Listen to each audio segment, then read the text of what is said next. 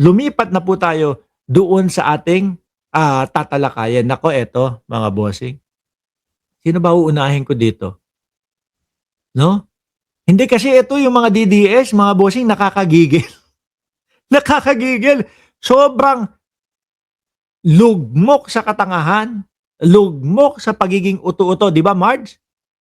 Ito ho, miski ultimo po, mga kababayan, yung News 5 ng galaiti na po sa mga DDS na ito. Bakit? O pakinggan nyo ho.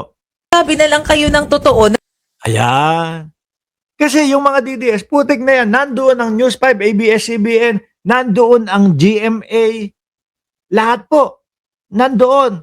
Tapos sasabihin nila, AI yan, recorded yan, ipinalabas na dati yan, tapos inulit lang nila. No? Biruin mo. Live na live. Hirap na hirap silang paniwalaan, mga kababayan. Pag DDS ka, puking na, siguro nakakahiya po. Pinaka nakakahiyang nila lang sa buong mundo, mga bossing, siguro DDS, no?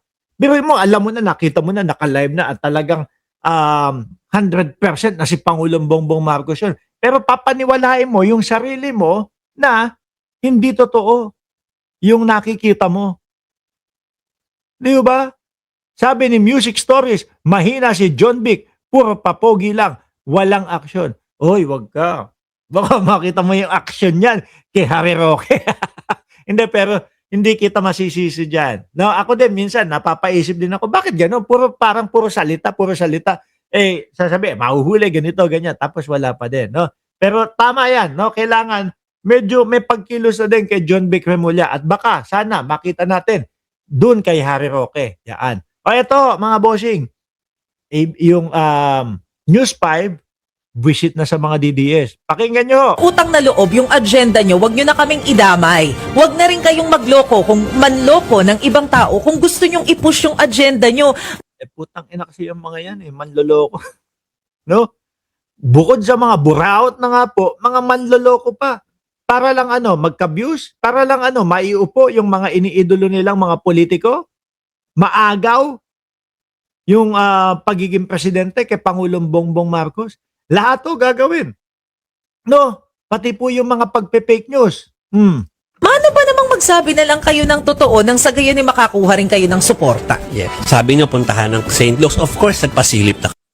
Paano ba naman kasi? Sino ba naman ang pagmamanahan ng mga DDS? Natural po si Tatay Diggs, no? Number 1 o numero 1 na sinungaling. Unang hindi naman siguro una yon. Madami pang nauna doon. Yung sabihin lang na bangag ang Pangulo Tapos walang pruweba Ano tawag nyo doon? Diba? So doon po, mamanahin ng mga DDS yung kasinungalingan o pagiging sinungaling kay Tatay Diggs nila. Yeah. Sabi niyo puntahan ng St. Luke's. Of course, nagpasilip na kami doon. Puhanan. Biruin nyo. Alam nyo mga sir, dapat nga hindi nyo pinapatulan yan. Sabi, doon sa West Wing, punta kayo sa room 314. No? Tapos alas 5:30, alas 5 plus daw ho, natsugi ang ating presidente. Puro mga katarantaduhan, no?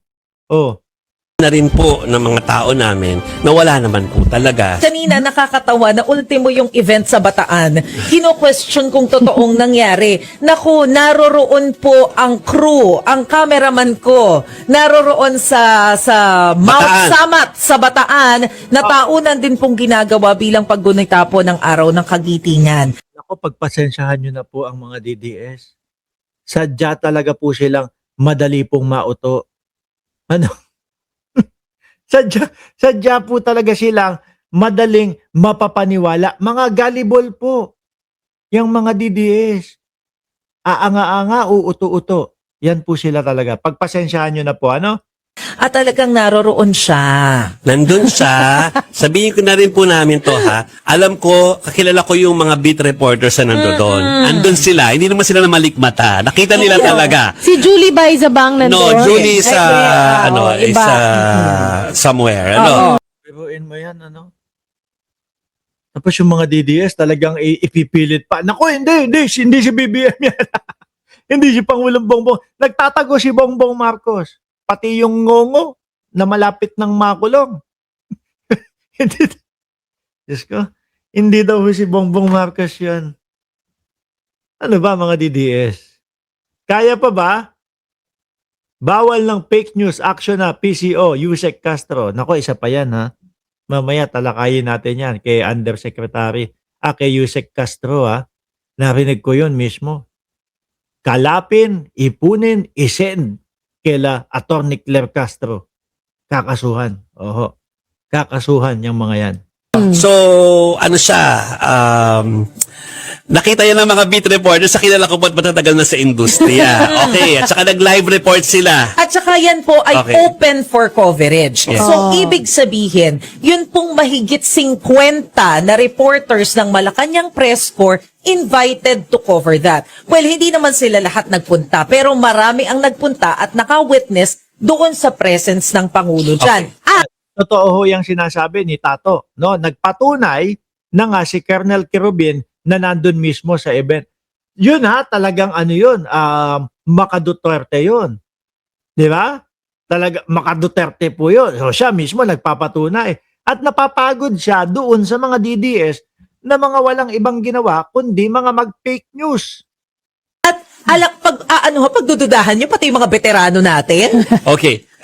Alam ko rin kung sino yung kumuha ng drone shot kanina. I know that person. Personally, yung nag-drone shot kanina, kaya ano ba si Si Lu- Ken. okay. Iba pa. Oo. Tapos yung in-house nila ng mga Yes, cameraman, yes. kilala ko din. Alam ko na sila maagang nagsialis dito sa Metro Manila para pumunta Alas 4 ng madaling araw ang pool. Tapos meron pa, yung iba naniniwala naman. No?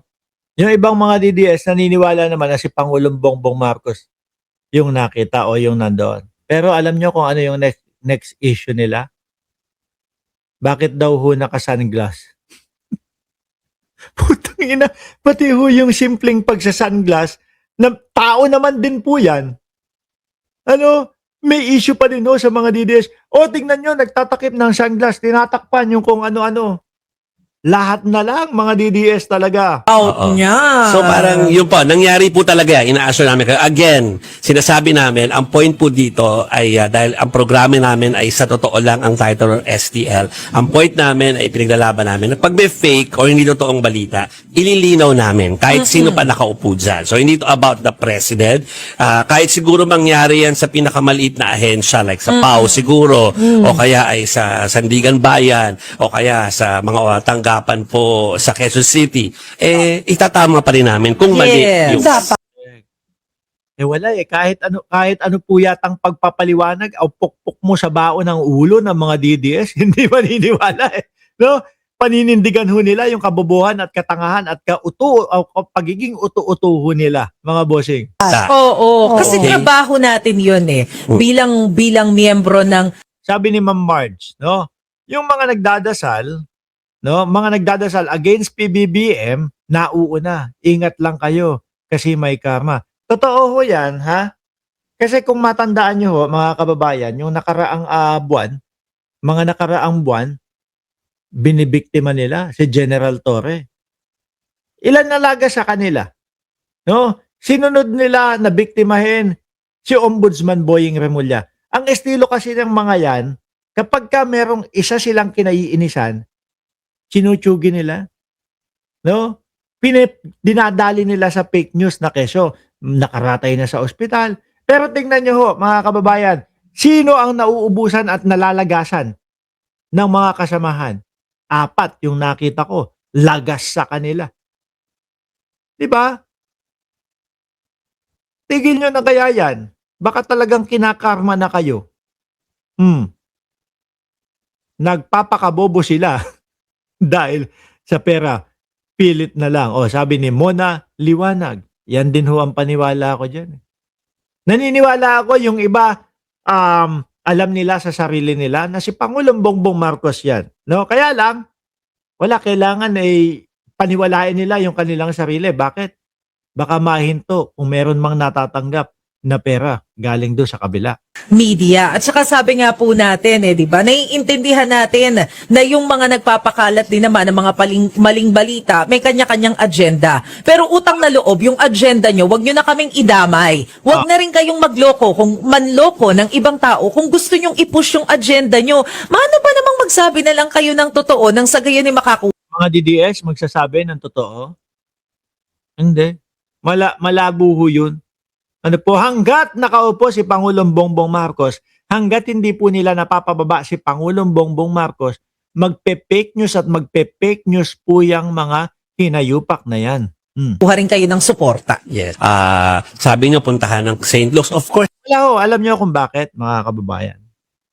Laglag na sila eh. No?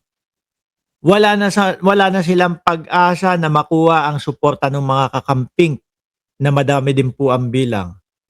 No? Kaya ang ginagawa po nila, naku, ito si Pangulong Bongbong Marcos, wala na, mahina na, hindi na malakas, o may sakit na. Di ba, Ma'am Maritel T?